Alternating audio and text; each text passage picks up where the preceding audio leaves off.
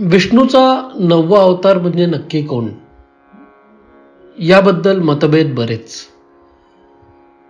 काही म्हणतात गौतम बुद्ध होऊन गेले, तर काही म्हणतात बलराम जे होते हे 9वे अवतार होते. या व्यतिरिक्तही मी एक तिसरं नाव ऐकलंय. असो, यामध्ये मला अजून कन्फ्युजन वाढवायचं नाहीये.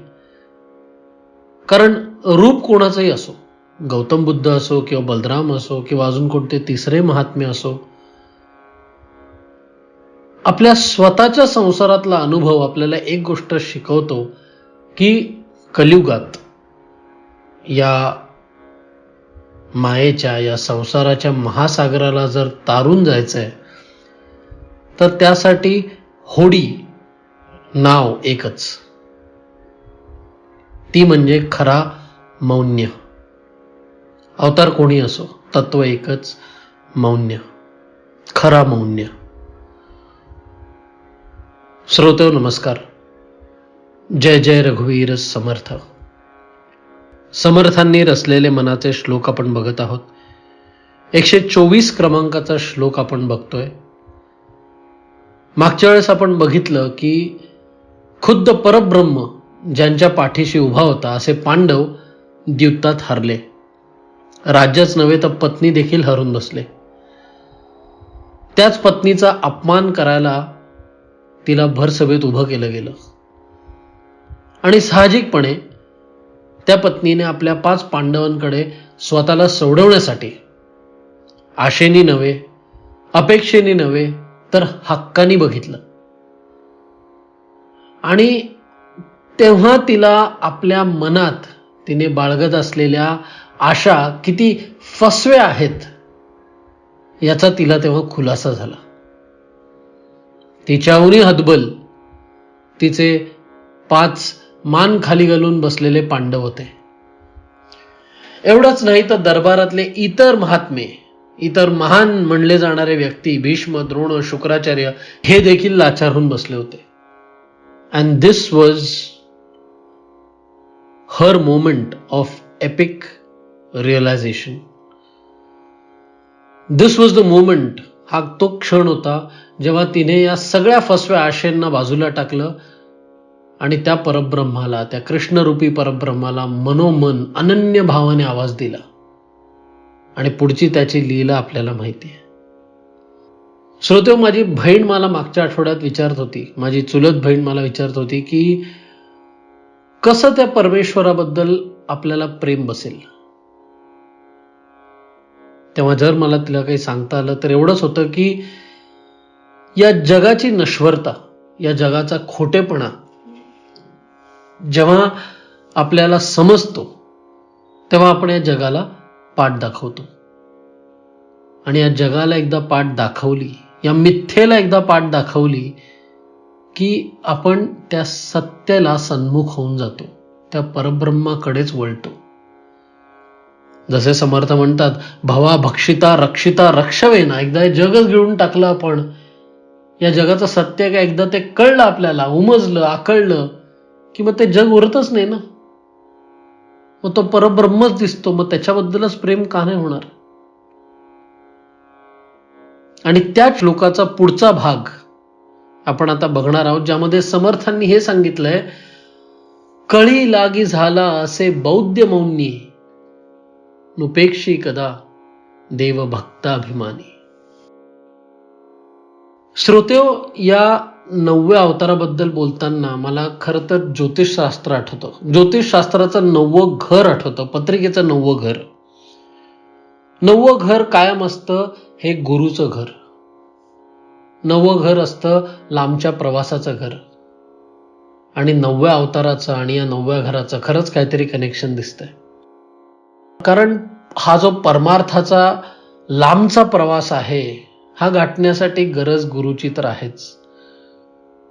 आणि त्या गुरुचं सानिध्य लाभण्यासाठी आपल्याला जर क्वालिफाय व्हायचंय तर गरज असते एकांताची, अंतर्मुख होण्याची.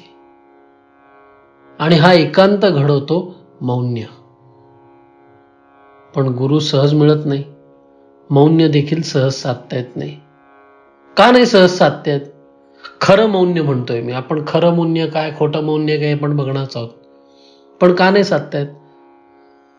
कारण खऱ्या मौन्यासाठी अंतर्मुख व्हावं लागतं, आणि हा मनाचा सहज धर्म नव्हे. मनाचा सहज धर्म आहे बहिर्मुख राहणं. हे जे आपले पंचेंद्रिय आहेत श्रोतेहो, यामध्ये आपण जर नीट बघायला गेलं तर आपल्याला कानाने ऐकू येतं, या नाकाने आपण वास घेतो, ही त्वचा आहे, आपल्याला कळायला की काय गरम काय थंड इत्यादी.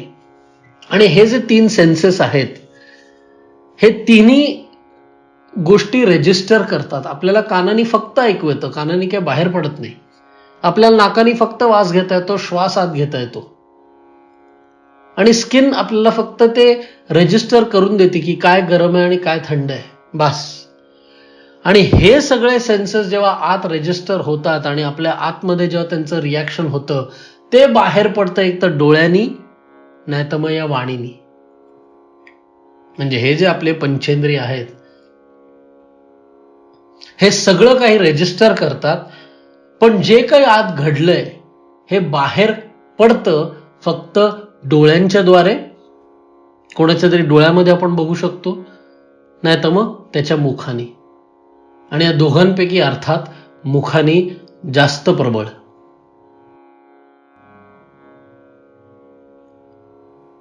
आणि इथे हे होते गंमत या कलियुगाची. ही जीभ असं काही करून जाते, ही वाणी हा वाचा असं काही करून जातो की नको नको नाहीच घडलेलं बरं होतं. असं म्हणतात ना की ते 32 दातांमध्ये ती जीभ आहे, आणि ते 32 दात खरं तर त्या जिभेला कधी एकत्र चावूच शकत नाही, पण त्या जिभेने असं काही जर करून गेली की समोरचा ते 32चे 32 दात बाहेर काढू शकतो. असं देखील म्हणतात की जिभेला जर जखम झाली तर ती लगेच भरून निघते, पण जिभेमुळे जी जखम होते ती बहुधा कधी भरूनच निघत नाही. ही जीभ नको त्या गोष्टी करून जाते. बऱ्याच लोकांचं असं असतं की ते बोलतात योग्य, पण बोलण्याची जी पद्धत आहे ती नेहमी अयोग्य असते. या जिभेमुळे चांगली होणारी कामं देखील राहून जातात. आणि खास या कलियुगासाठी समर्थांनी आधी पण सांगितलंय, मनारे जनी मौन्य मुद्रा धरावी. श्रोतेहो, वाणी याचा सार आहे शब्द. आणि आपल्या शास्त्रांमध्ये देखील हे लिहिलं आहे की शब्द जर पंचमहाभूतांमध्ये शब्दाला आधार कुठल्या तत्वाचा असतो तर तो म्हणजे आकाश तत्वाचा. ते आकाश तत्व ज्याच्या परब्रह्माच्या अगदी निकट आहे,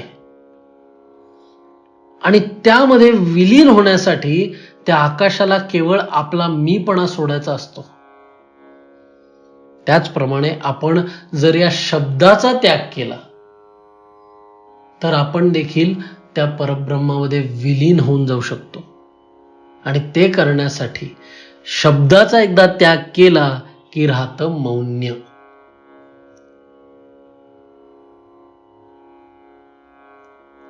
प्रसादे सर्व दुःखानां हानिरस्य उपजायते प्रसन्न चेतसो याशु बुद्धी पर्यवतिष्ठते.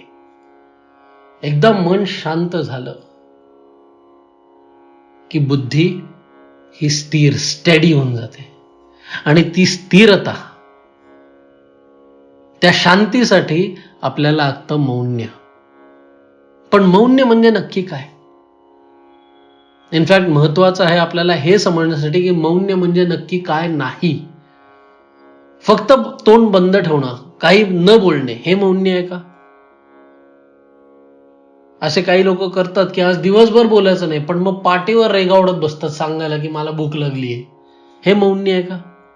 परवा मला एक मित्र सांगत होता, या श्लोकाबद्दल मी त्याच्याशी थोडं डिस्कस करत होतो, आणि तो सांगत होता की त्याच्या घरी पण मौन्य पाळतात. तेव्हा मी त्याचा फोन घेतला, त्याला म्हणलं इंस्टाग्रामवर त्याच दिवशी किती वेळ होता तो दाखव. आणि इंस्टाग्रामवर त्याचा ॲव्हरेज टाइम रोजचं आहे 2 तास. त्या दिवशी पण तो 2 तास आणि काहीतरी मिनिटं होता. हे मौन्य झालं का की तुम्ही फक्त बोलत नाही आहात? या मनाचा सहज धर्म आहे बहिर्मुख राहणं. हे इंस्टाग्राम वगैरे काय करतं? हे तेच एक्सप्लॉइट करतं. आपण फक्त तोंड बंद ठेवलंय, पण आपले इंद्रिय सगळे धावतायत. चंचलम ही मनः कृष्ण प्रमाथी बलवदृढम तस्याहम निग्रहम मन्ये वायुरीव सुदुष्करम. काय सांगितलं श्रीकृष्ण भगवद्गीतेत 3ऱ्या अध्यायामध्ये 33व्या आणि 34व्या श्लोकामध्ये. अर्जुन सांगतोय की हे मन कसं चंचल आहे, पळून जातं कधी पण. आणि श्रीकृष्ण काय सांगितलंय, इंद्रियस्यार्थे रागद्वेषो व्यवस्थितो तयोर्न वशमागच्छतो यस्य परिपंथिनो. हे जे इंस्टाग्राम आहे, हे जे आपल्याला जगाकडे नेतं, फेसबुक जगाकडे नेतं. आजकाल जगाने हे इंटरनेटने असं एक योजना करून ठेवली आहे की माणूस 24 तास एंगेज राहू शकतो. 24 तास बहिर्मुखी, 24 तास या जगामध्ये पळू शकतो मन. कधी इकडे कधी तिकडे, पण कायम बाहेर. मग अंतर्मुखी कधी होणार? हा जो आत्ता श्लोक सांगितला आपण श्रीकृष्णाने सांगितलेला, यामध्ये काय सांगतोय श्रीकृष्ण की ज्या बाहेरच्या गोष्टी आहेत, त्रास त्यांच्यामध्ये नाहीये, राग आणि द्वेष हा त्यांच्यामध्ये नाहीये, हे आपल्या मनामध्ये त्यांच्याबद्दलचा, त्याला आपल्याला कंट्रोल करायचं आहे. मग मौन्य म्हणजे नक्की काय? मौन्य म्हणजे सेन्स कंट्रोल. आपल्या षष्टेंद्रियांना आपल्या कंट्रोलमध्ये ठेवणं. यदा संहरते चायम कूर्मुगाणी सर्वशः इंद्रियाणींद्रियार्थेभ्य तस्य प्रज्ञा प्रतिष्ठिता. हे जे कासव असतं ते कसं असतं, थोडं देखील त्याला डेंजर दिसलं, थोडा देखील थ्रेट दिसला, हानी दिसली, तर लगेच तो आपले 4 पाय, आपली शेपूट, आपलं डोकं हे सगळं त्याच्या त्या शेल खाली घेतो. तसंच हे जे आपले पंचेंद्रिय आहेत, यांना या जगामध्ये धावण्यापासून आपण रोखलं हवं. आणि याला म्हणतात खरं मौन्य. फक्त शांत राहायचं नाहीये, आत शांतता ठेवायची आहे, याला म्हणतात मौन्य. आणि हे मौन्य कसं घडतं? अखंड नामानी. जिथे समर्थांनी सांगितलंय मनारे जनी मौन्य मुद्रा धरावी, तिथेच ते हे देखील म्हणलेत, न बोले मना राघवे वीण काही. अखंड नाम हे माणसाला बाहेरच्या जगातून आत खेचून अंतर्मुखी करतं. बोट जरी पाण्यात असली तरी बोटीत पाणी शिरत नाही. अखंड मौनात असलो तर आपण जगात असतो, पण हे मिथ्याचं जग आपल्या सत्याला कधी धक्का देत नाही.